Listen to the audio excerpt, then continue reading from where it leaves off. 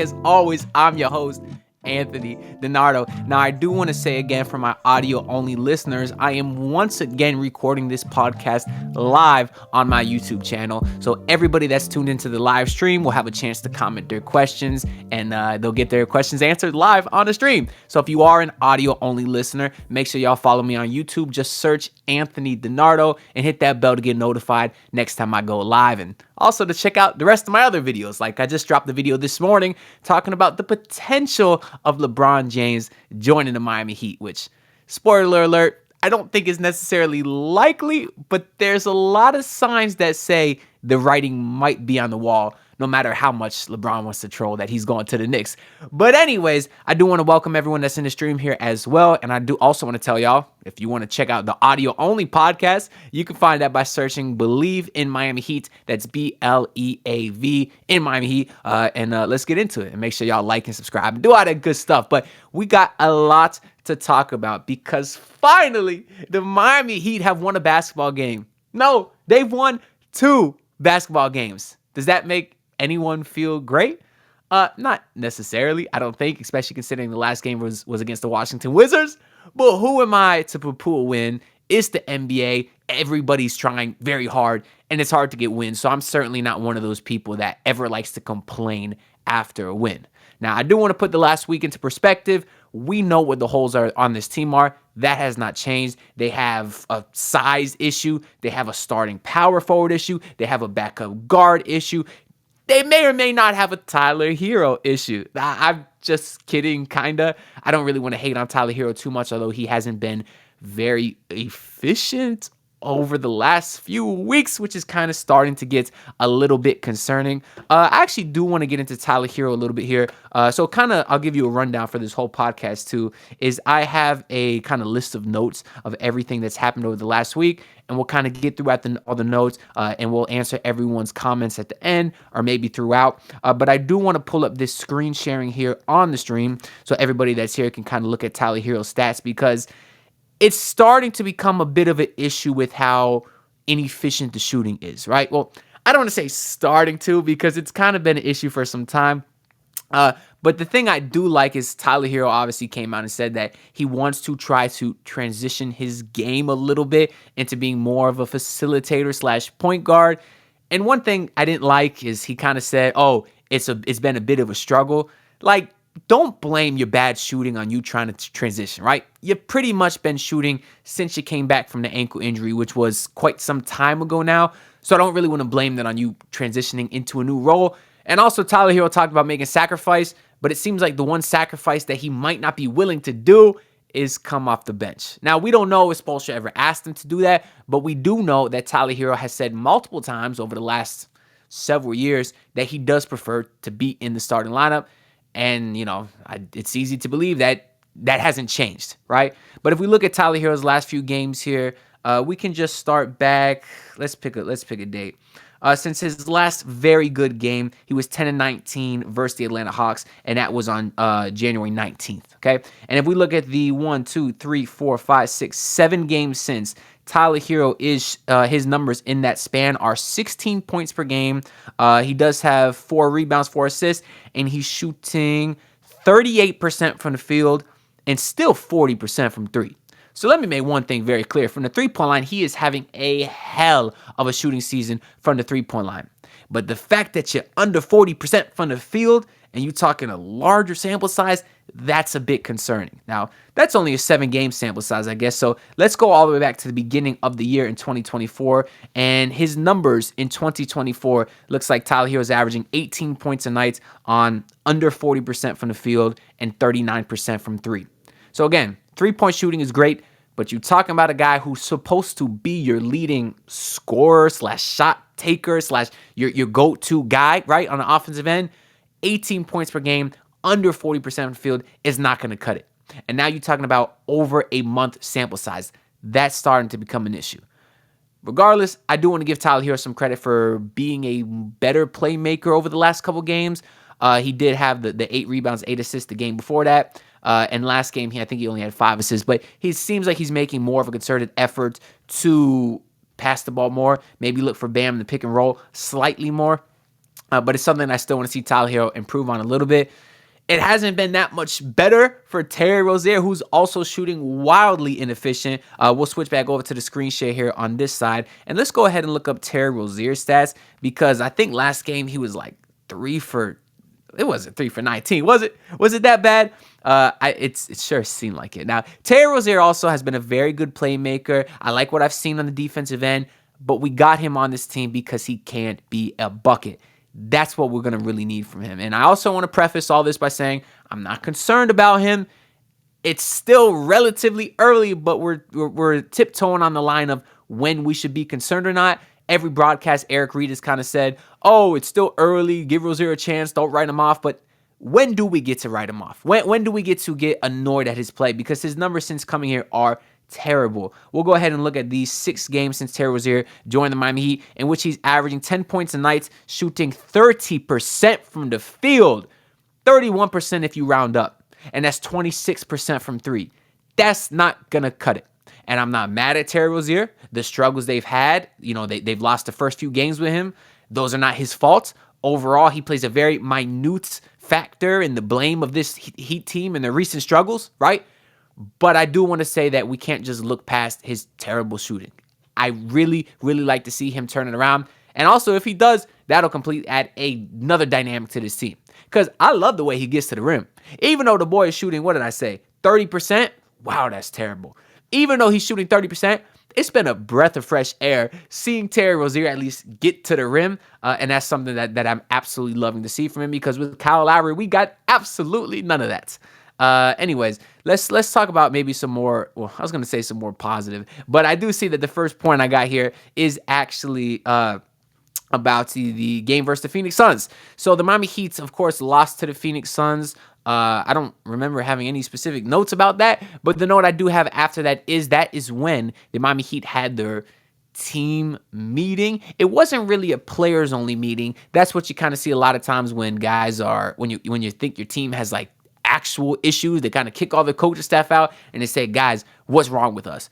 It wasn't really that from what I've heard. From what I heard, it was more of like a film session, but people were acting like, or I guess talking about it was more than that. Because I'm sitting here thinking, a film session, like what's so special about that? Obviously, the Heat won 2 games after this, so they talked about something.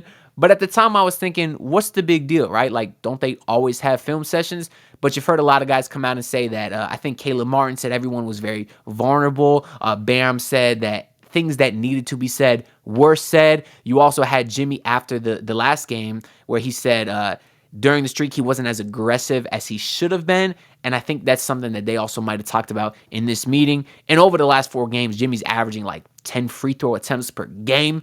So obviously he has his aggressiveness back. I don't want to be like everyone else that says, oh, it's time for Jimmy Butler to start caring again. Because no, he starts caring when the playoffs start. Last year, we didn't see Jimmy Butler try until literally the playoffs started. So I think Jimmy's just doing a better job now picking and choosing his spots when to try, because he understands if you miss the playoffs, what good is it having playoff Jimmy, right? But I do like what I've been seeing from Jimmy Butler lately, and they need it.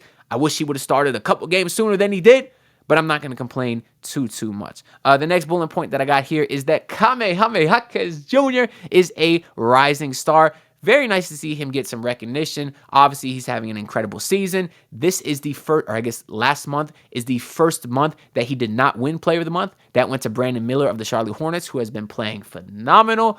But that's obviously because Jaime Jaquez's role has been slightly declined since Jimmy Butler came back.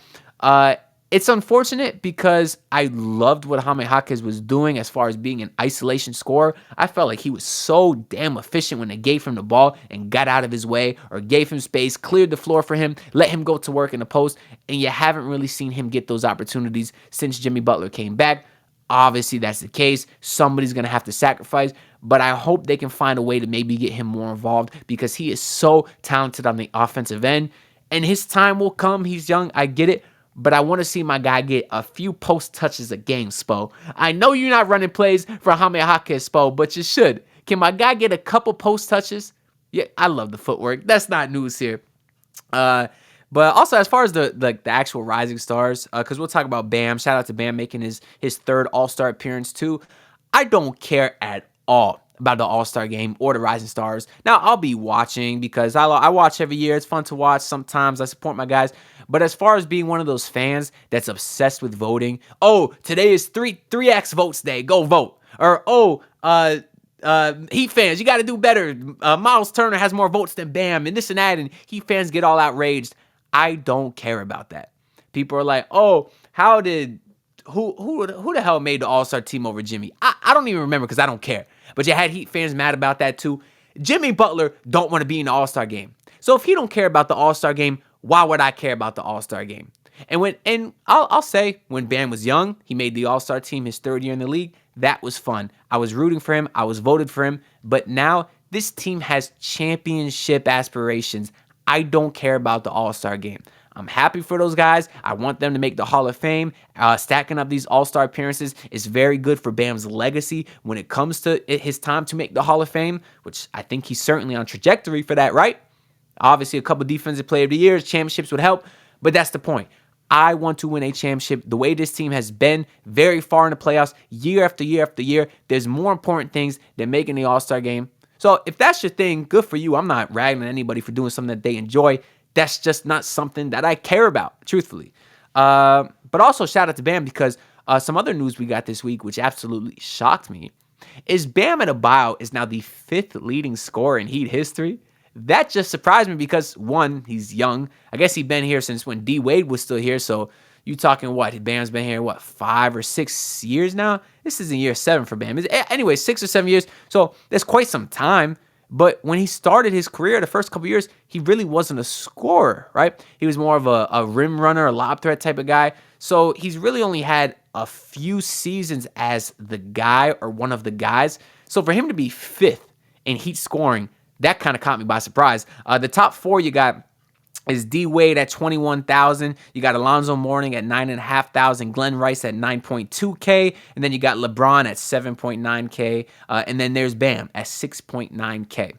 With Chris Bosh rounding him out just a few points behind Bam. So Bam Adebayo is only 1,000 points behind LeBron. So when it's all said and done, he'll very likely pass him too. If Bam will be here for a long time, which I can't see him going nowhere. You have these crazy trades that all these national pundits be putting out of, oh, send Bam for this guy and this guy. They don't get it. Bam Adebayo will never be traded from the Miami Heat. Now, will he walk in free agency if things don't go well? Who knows? I don't know where Bam's mind is at. I know he has a lot of friends, and so far he hasn't been able to get any of those friends over here. He's very close with KD. KD went elsewhere. Very close with Bradley Beal. He went elsewhere. Very close with Donovan Mitchell. He went elsewhere. How much of that is the front office's fault? Probably most of it. And probably none of it is Bam's fault, actually. But the point is, if the front office can't get any of Bam's guys here, maybe Bam leaves one day and goes elsewhere. But that's not something I want to talk about because right now the Miami Heat have had more success than all those other teams. So I think it'd be kind of stupid for Bam to leave if he wants a championship one day, which I'm sure he does. But regardless, shout out to Bam Adebayo making the All-Star game and becoming 5th in leading scoring all time. I also want to talk about Terry Rozier. Came out this week and said that the vibes were just off when the Heat were in their midst of their losing streak. He basically came out and said that while in Charlotte, losing was kind of expected. And maybe when they got some losses, people weren't as down as they should be, I guess. And once he got to Miami, he could see how maybe chaotic or depressing things were. Basically just saying that it was nice being with an organization that's not used to llosing like that. Some people took that as a slight to Charlotte. I saw some Charlotte fans that were kind of mad at that. But the way that I look at it, it's true. You know, when you have a team that has championship aspirations and a team that doesn't, obviously losing, the vibes are going to be different. And I did like to hear that the vibes were off when the Heat were losing because it meant that they care. You know, that's something that we compared about the last few seasons, or we talked about where, is this the worst stretch, you know, when the Heat were on the losing streak that the Heat have had in the last few seasons? And people were talking about, oh, when Spo and Jimmy were fighting might have been worse. But something people said to counterpoint that is that showed that the Heat care. And we didn't see too much of that on the court during this losing streak that shows that the Heat care. So we were wondering if they do. But obviously they had that team meeting, showed that they care, and they've had 2 relatively nice performances since. You had the game versus the Kings, which was an ultimate feel-good game. The Kings are a very good team, and I think the Heat ended up finishing with like 38 assists on 42 shots. because the official scoring took away 2 assists. It was 40 assists, but still 38 assists on 42 shots is phenomenal. That is insane. Are you kidding me? It makes me wonder why they can't always do that. I'm not saying have 90% of your shots assisted, but why can't they always look cohesive? Do they need some sort of team meeting to air it all out just to perform like that? I don't know. But what I do know is 5 years into a build with majority the same roster and the same core, things do start to get a little stale. And I think that's something that we've been seeing. And that's why I hope they do make an additional move at the trade deadline to shake things up even more. We even heard about last season, adding Kevin Love was enough to kind of get their juices going again. You know about the lead us Kevin chant that they do. And we've heard plenty of guys talk about how just Kevin Love's insertion into the locker room has done wonders for this team. I like Terry Rozier. I think he will help a lot. There's a lot of fit concerns there in that starting lineup. But I'm hoping something like that. I'm hoping something gets addressed either in the trade deadline or with Spoelstra's rotations, because I know we talked about Tyler a little bit earlier, but I still am on the bench Tyler Herro train, especially when Duncan Robinson comes back. We should talk about him because he's been in concussion protocol. I think that's a football term, but he's had a concussion. He's missed the last few games. I don't know when he got hit, but I'm sure he'll be all right in due time. I do think he's going to miss the game versus the Clippers, but when he does come back, I think I want him in the starting lineup. We're not going to see it, but I'm on that train still. He's having an amazing season, and his numbers in the starting lineup are much better than when they were coming off the bench. And if Tyler Herro is going to be that inefficient to start the game, why not put him off the bench and see if he could rekindle that magic that he had a few years ago when he won Sixth Man of the Year? Because it's not like Terry Rozier can't facilitate. Terry Rozier has also been a great facilitator since he's joined the Miami Heat. And I think the cohesion in that starting unit with Duncan instead of Tyler would be much, much better. And preferably they could get a 4 at the trade deadline that's bigger than Hayward Highsmith. No slight to Hayward Highsmith, who I do enjoy, but he's not a power forward and he can't run that position. I want to talk about Kendrick Perkins' bum ass. I don't know why, but he did have something that picked up some steam this last week that basically said that Jimmy Butler, the Heat should trade Jimmy Butler and go give him a chance to win a championship. Where Kendrick Perkins? Because the last I checked, the Eastern Conference team with the not even Eastern Conference, the NBA team with the most final appearances in Jimmy Butler's tenure with the Miami Heat has been the Miami Heat. The team with the most conference final appearances since Jimmy Butler joined the Miami Heat is the Miami Heat. So where the hell do you want Jimmy Butler to go that he has a better chance to winning a championship than right here? Where is that, Perkins? And also, Jimmy Butler came out and said recently, or his agent came out and said that Jimmy's not going here. He's here forever. Jimmy has said that countless times, and you know he loves the culture because this city's all about winning, and that's what he's all about. Now, that's what the franchise used to be about, I guess. Is Mickey Harrison still about winning? We're going to find out, because I think you got a potential championship contender. You need some pieces to put you over the top. So let's see if Mickey still keeps his cheap tendencies or decides to go into the trade deadline, get some guys that can help you, get rid of Caleb, or I love Caleb Martin, but maybe trade Caleb Martin for a guy who's more expensive with longer years, because obviously we can't keep Caleb Martin going into next season. See if the Miami Heat decide to go over that first, or stay over that first apron, stay over that second apron, and put together a team that could win a championship. That's what we're going to see. Because you're right. They say they about winning. So I'm going to take their word for it. But of late, they haven't been keeping the main thing. So let's see if they still decide to do that. Let me check the rest of these notes here. So we basically talked about the Heat beating the Kings. We also talked about the Miami Heat. They beat the Wizards yesterday. Not too much to say in that game. They did get up starting the third quarter. Things started really clicking for them. But then eventually it got slightly close in the fourth quarter. But they made the shots they had to kind of close the Wizards out and get a must-needed win, because they do play the Los Angeles Clippers tomorrow. That team has been balling, and I'm scared. Mostly because I am going to the game tomorrow, taking a day trip down to Miami, going with my boy Thomas, who, if y'all saw in my video earlier today, was hyped because he's a big Kawhi Leonard fan. Mostly because he's Argentinian, so he loved Ginobili, meaning he loved the Spurs, meaning he loved Kawhi, and now he followed Kawhi to the Clippers. So long train there to his fandom, but he wanted to go. So, because if it was up to me, I said, I ain't spending money on this team. Not right now. Not for the product they've been putting out, especially at home, right? But he said he wanted to go. So figure we'll have some fun. We're going with our other roommate, Hector, and we're going to head to the game tomorrow. So I will be there.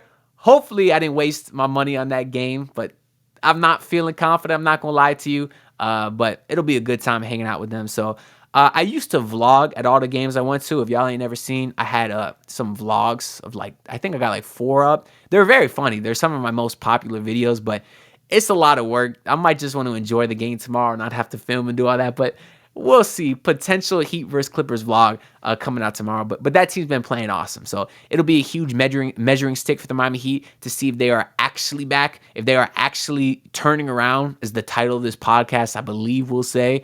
And we'll see, because that team's offensive firepower is ridiculous. Kawhi Leonard is playing out of his mind right now. Don't get it twisted. Come playoff time, that team don't scare me. If that team was to somehow make it to the NBA Finals, they don't scare me. Paul George, choker. James Harden, choker. Kawhi Leonard, amazing, but can't stay healthy. That team does not scare me. But I do want to beat them tomorrow. And I like our chances if everyone plays, actually. I changed my mind. You know why? Because we know the Heat only lose to the Clippers if they're missing their whole starting lineup. Well, I think we lost to the Clippers this year with the starting lineup. But y'all remember last year, there was 2 games, Amir Coffey dropped 30 on us, single-handedly took us down. It's a short-handed Clippers team that scares me more, to be honest. So that being said, forget everything I said the last 2 minutes. The Miami Heat are going to bust that ass tomorrow, and I'm going to be in attendance. And it's going to be a good time. I think that's kind of all I got to say about the Miami Heat exactly. For everyone on stream here, make sure y'all get in it and leave your comments down below, because I want to be answering any questions that y'all have. So make sure to answer some of y'all questions, because I want to close out the pod with that. But before we get into y'all questions, I want to talk about the some other news in the NBA that we have going on. The first one is I want to touch on LeBron James, who earlier today I dropped the video on the YouTube channel basically talking about if there was any chance LeBron could come to the Heat. So I'll kind of expel on that a little bit, but if y'all want more information, watch the video. So it all started, you had this guy, some Joe Schmo, his name was David Pingalingalingilingilor, something like that, came out and said that LeBron is at the top of the Lakers list to trade this season, and the guy's got some credibility for some other stories, blah, blah, blah. The next day, Rich Paul comes out and says, we're not trading LeBron. LeBron doesn't want to be traded, right? But now you got LeBron being all cryptic on Twitter and with his answers and all this stuff, right? So who knows? Now, typically, LeBron is a very methodical guy who likes to plan his stuff out, go in the offseason, make his mind up in the offseason, decide where he wants to go. But LeBron is 39 years old. Every season, every month counts for the man. And if he thinks that he can't do anything with this Lakers team because they are struggling right now, even though they just beat the Celtics without LeBron and AD, which was crazy. But if he thinks this Lakers team this season can't go anywhere, maybe LeBron does ask to be traded because he doesn't have many more seasons to waste, right? If he did get traded to the Miami Heat, I think this team could compete for a championship right away. So maybe he does ask for a trade. Do I predict it? Do I expect it? No. Truthfully, I don't. But I do think the possibility is there. And he'll end up on whatever team he wants to end up on, right? If it's the Miami Heat could send Tyler Herro, Duncan, and Jovic in a first-round pick to kind of incentivize the Lakers a little bit, right? Is that a trade I would do? Absolutely. If there was a bidding war for LeBron, let's say the Lakers and the Warriors want him, I would give up Jaime Jaquez too. And I know from the comments I was getting earlier, that's not a popular opinion, but adding LeBron James to this Miami Heat team makes them an instant contender. And every single team in the league would be dying to get a 1 or 2 year championship window. And you can't just take that for granted, right? It's very hard to have a championship window. So I'm willing to sacrifice the future for a guaranteed 1 to 2 year championship window. Because I think you could get 2 years with the level that LeBron's playing and the level that Jimmy's playing. I feel comfortable saying you get another couple years with those guys still at superstar status, right? And a lot of fans that say you don't want to mortgage the future, there's no guarantee that with a young core of, let's say, Tyler and Bam, that you ever have a championship window. So why would you risk a what if for a guaranteed right now? And LeBron is positionless. That's what Spoelstra loves. You could put him at 1 through 5, literally. It would hurt the Heat because they'd be losing shooting and Tyler Herro and Duncan Robinson, which is pretty much the only way they could find enough salary to get to LeBron's $47 million. But the Miami Heat literally find shooters off the side of the street. They could go to the local Publix, find a guy who's bagging groceries, sign him to a 10-day, and that guy will shoot 40% in the playoffs. The Miami Heat still have Cole Swider, who would it shock anyone if he shot 40% from 3 in the playoffs? That's what this Heat team does. Or they could go into the buyout market. They could get, I mentioned an Alec Burks or a Doug McDermott or a Reggie Bullock, he played with LeBron on the Lakers a few seasons ago. So there's options out there to find shooters, but you got to get the guy. And at 39 years old, LeBron James is still the guy. We saw him drop 30, 20, and 11 just a week ago versus the Warriors. That's the guy that I want on my team right now, and I think he would make them instant championship contenders, and therefore I'd give him whatever I have to. Now, if there is a bidding war, the Knicks have a lot of picks, but they don't have as many enticing young contracts. They would trade guys like Mitchell Robinson and Evan Fournier. Those obviously aren't as good as Tyler Herro and Nikola Jovic, right? If you want to rebuild, if you're the Lakers, or if you're the Warriors, I'm pretty sure if LeBron went there, he'd want to play with Curry and Clay and his boy Draymond. He'd want to play with his boy Chris Paul. So the only other money they got there is Wiggins, who's a terrible contract at this point because his production's fallen off a cliff. So that'd be sort of a desensitization. I'm making up words. That would be something that the Lakers would not want is Andrew Wiggins' contract. So they'd have to do Wiggins and maybe Gary Payton and Kevon Looney. And then they could incentivize them with Jonathan Kuminga, who is better than Tyler Herro. I think at this point, he's having a hell of a stretch right now. But is Kuminga better than what the Heat could offer with Tyler and Jovic and maybe Jaime Jaquez? I don't think so. I think Jaime Jaquez will be the best player in any realistic deal for LeBron James. But maybe the Heat don't even have to give that up. It all comes down to who LeBron wants to play for. And there is a Bronny James aspect to it. He's not having a great season. Obviously, he has a lot of health issues that are more important. So I don't think Bronny gets drafted this season. He might even stay in college for another year. And LeBron James, he does have a player option on his contract for $50 million next season. I don't know if he'll take that. He's obviously a guy that's made a lot of money in his career. Maybe he'd be willing to sacrifice a little bit to help get some other pieces in. I don't know. There's things you could do there if you're the Miami Heat. But if he's actually out there on the block, I would do everything I can to get him on the trade deadline by February 8th. Got a couple more NBA news here. Make sure y'all get your comments in on the live stream because I want to answer y'all questions in just a few minutes here. So make sure y'all get in. I want to talk about Joel Embiid. We got the terrible news a couple days ago that he tore his meniscus. That sucks, right? Like, even though he's on a rival team, I don't care about that. I don't want to see anyone get hurt. It'll be interesting to see where that team ends up. Because I think a torn meniscus, I mean, we saw, as I'm pulling up the NBA standings here on the stream, we saw Jalen Ramsey on the Dolphins, I forget when he got hurt, but he didn't come back till December. So he missed at least 4 months, right? So if Joel Embiid was to miss 4 months, I guess where does that put us at? Well, that's February, March, April, May. That puts us into May. You talking playoff time. Who knows how far that team will fall down?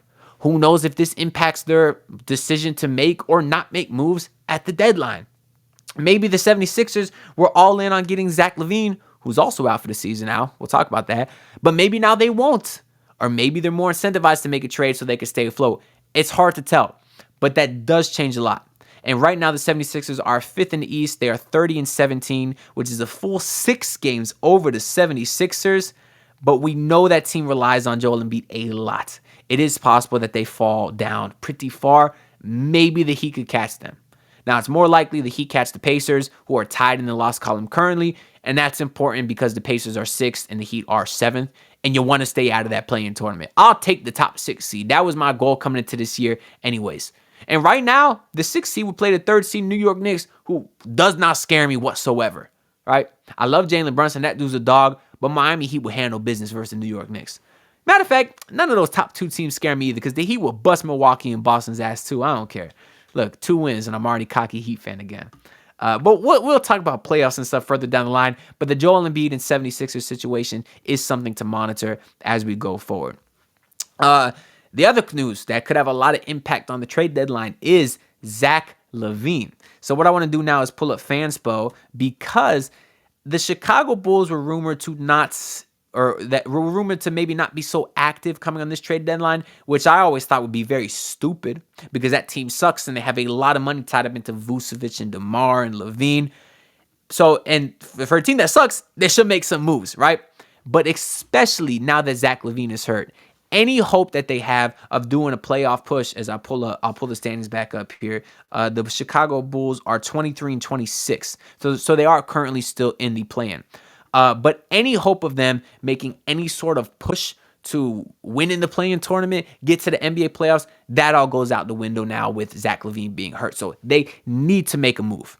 And I think that's going to start with DeMar DeRozan, who is on the final year of his deal, making $28 million. Very likely will not resign there. They'd be stupid to lose him for nothing. So let's see if we could cook up a trade to get into the Miami Heat. Now, I've made a video on this before, but I kind of want to revisit here on stream, take into account some of these comments and see what people are saying because I love DeMar. This team needs buckets. He is a bucket. I think the spacing is overrated because he could still shoot enough to keep the defenses honest, right? It's not like he's Rudy Gobert where the defenses are literally playing 20 feet off of him, right?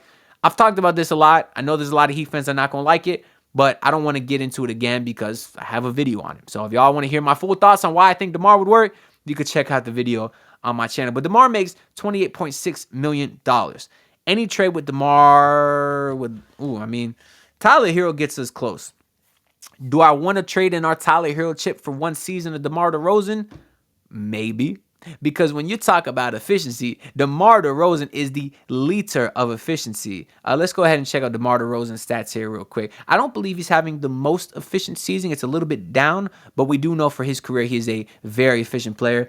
This season he is only at 47% and 33% from the field, but averaging 22 points a night. That's something that you really love to see, especially with the 5 assists, so he can play make as well. But if you go for his career, I guess he's only 47% for his career, but the last few seasons before this, he was a guy that was over 50% from the field. So very efficient and obviously much more efficient than Tyler Herro. And I think that's something that will help this team. So let's go back to the trade machine here.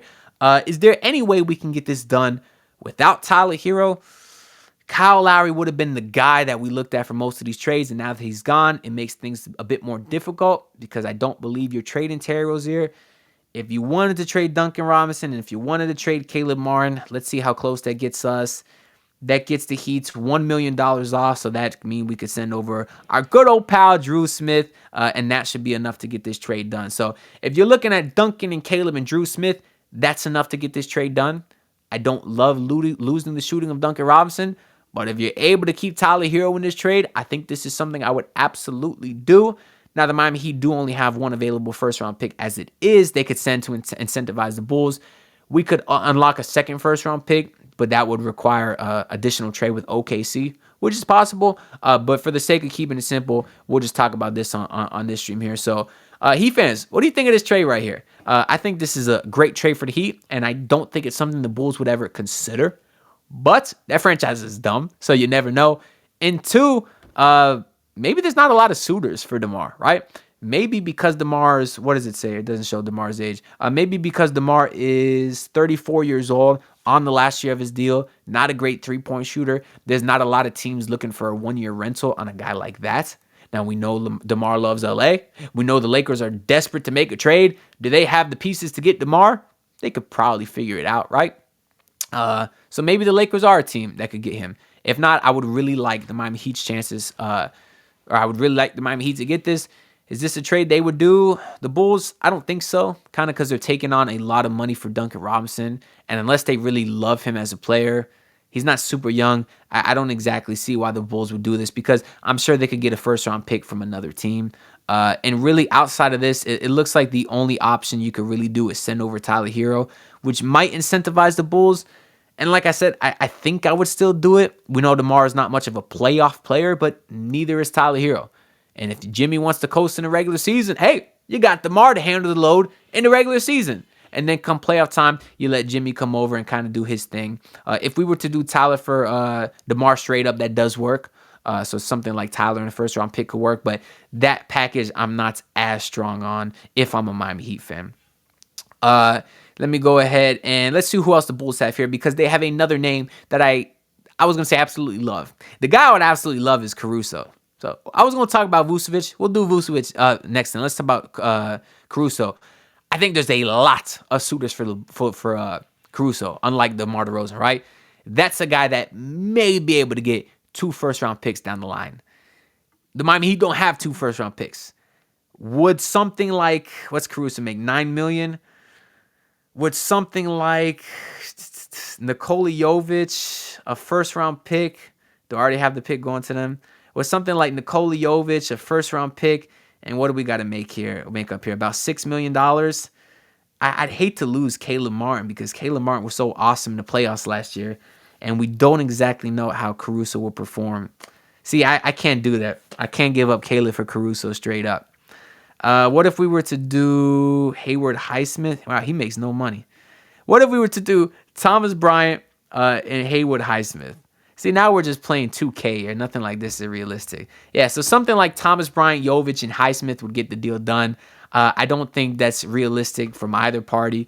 So that's why if the Heat were to get Caruso, something that I think makes more sense is to maybe also take on the contract of Nikola Vucevic. Now, I know Bulls fans are dying to get rid of Vucevic, as I'll pull up his stats here on the stream. The reason the Bulls are dying to get rid of him is because he's making a lot of money, and he's having a pretty down season. He's averaging 17 points per game, but he's 47% from the field. That's 5% lower than last season, and he's only at 27% from three, which is like 8 percentage points lower than he was last season. So obviously he's having a bit of a down year, but look right here. Look what I'm highlighting on the stream right here. If y'all are a visual listener or a visual watcher, 10.5 rebounds a night. Vucevic can wake up out of bed and get you double-digit boards, and that's something that the Miami Heat desperately need because we know they're small. And I know Vucevic is not a great defender, but at the end of the day, he's big. The guy can rebound. He's 6'10", 260. You tell me that's not going to help the Miami Heat?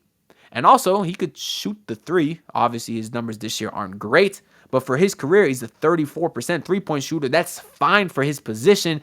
That's enough to keep the defense honest. And next to Bam Adebayo, I think it will fit great. So let's go back over here to the trade machine. Let's see if we can cook up something to get Vucevic and Caruso. So now you're talking about a trade where I might feel more comfortable trading Tyler Herro. Yeah, I think you'd have to at this point.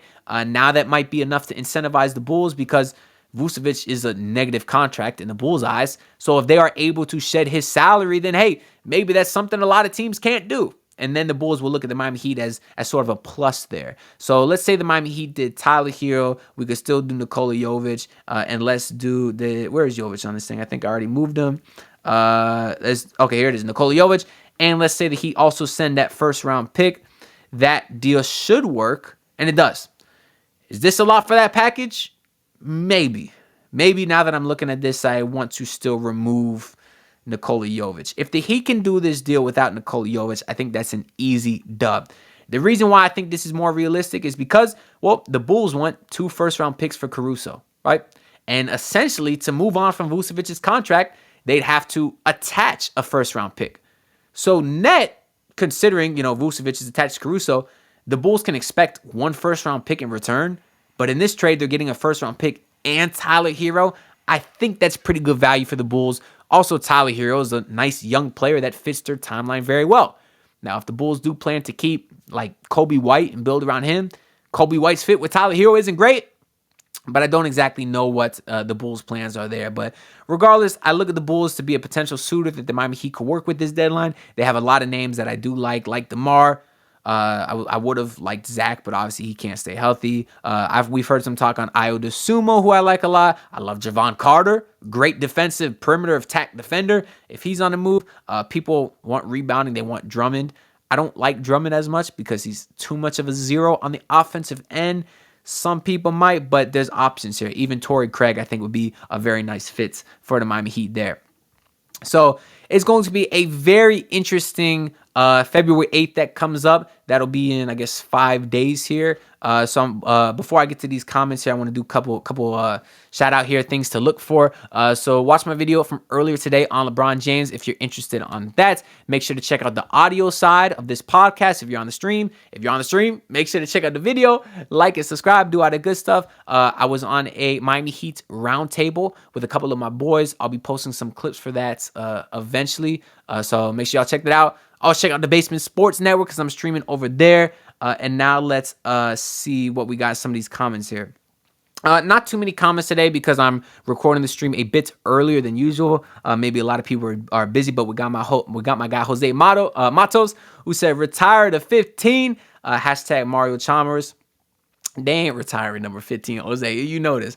Zuban said Jimmy ain't going nowhere. Facts. Jose also said D-Wade retired 2-player with dunks. Anderson Varejao and Kendrick Perkins. That is the beef. See, he's trying to say that Kendrick Perkins got beef with Miami because D-Wade dunked on him. But Kendrick Perkins is funny though, bro. Except he's not funny at all. I should have said stupid. Because one day he's like, those goons from Dade County, ain't no one gonna mess with the goons from Dade County.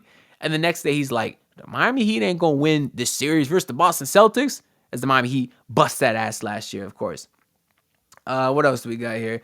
We got Jorge Ortiz, who says Miami's an older team. Yes, they made it far in the playoffs the last few years, but teams' legs get old and lose their twitch in a moment, a la the Pistons in 1991. Great point. That's why I'd like to bring in some younger talent. That's part of the reason I love the Terry Rozier trade. We obviously see his fresh legs in effect, especially compared to Kyle Lowry. So it would be nice to make some nicer moves just to maybe get a little bit younger here.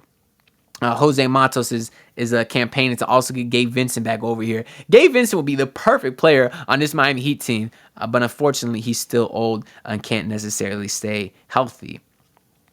Is there any other comments here?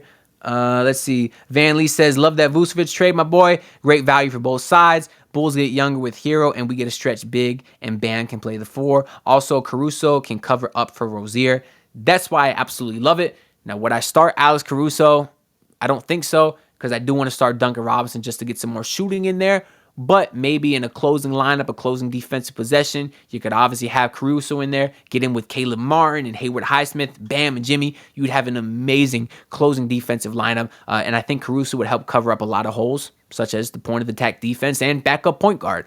He'd be an awesome guy for the Miami Heat to get. That's pretty much the only interesting or relevant comments I guess we got a few more, but most of them are just some love. I appreciate all the love from the rest of y'all. If you want to really help me out, y'all see the number right up here in the top left corner, 36 subs. Make sure to sub because it helps me a lot. We on the road to 5K subscribers. Turn on those bell notifications so you can get the notifications when I go live next. And I will not see y'all tomorrow after the Heat game because I will be at the Miami Heat game. So I'll see y'all at some point after that. Look, pull up in your city tryna get that dead face. Do it on my own, I don't need no dead weight. Had to kill him off, yeah, I need a head space. You know this homegrown bitch don't offend me.